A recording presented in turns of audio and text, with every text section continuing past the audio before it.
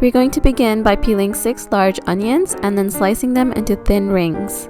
So one of the main flavors of this recipe is going to come from this onion base that we're going to fry and caramelize and turn into a paste using a pressure cooker. So we're going to begin by frying these onions in about 1/3 cup of vegetable oil. Next, add 1 tablespoon of ginger garlic paste. Next, we're going to leave our onions on medium heat to fry for a while, and on the side we can begin by chopping our mushrooms. So for today's recipe, I'm using white button mushrooms and I've chopped them in half. So we're going to then let the onions keep frying for the next 7 to 10 minutes on medium heat, sauteing once in a while, waiting for them to become a nice golden brown. So once the onions are nice and caramelized, we're going to want to make a paste out of this. I do this by adding a cup of water and starting my pressure cooker. If you don't have a pressure cooker, an alternative could be to use a blender and make a paste out of these onions.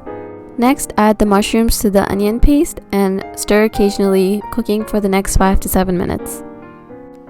Next, we're going to add in our second key ingredient of this recipe, the black pepper. So add in 1 tablespoon of black pepper along with a teaspoon of salt or salt to taste. Leave this to simmer for another few minutes on medium heat, and then you are ready to serve. This is one of the traditional Hyderabadi recipes I grew up eating, where it would otherwise be made with lamb. But with the switch to mushrooms here, you can easily replicate similar flavors from the onions and black pepper, while opting for a much healthier alternative.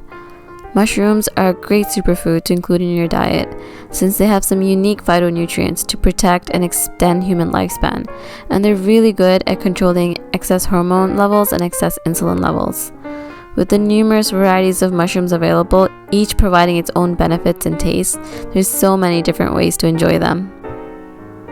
Thank you so much for watching this recipe. I hope you were able to see that with a bit of creativity, vegan cooking becomes really fun as we try to replicate flavors we're used to having while learning about options that are much healthier for us.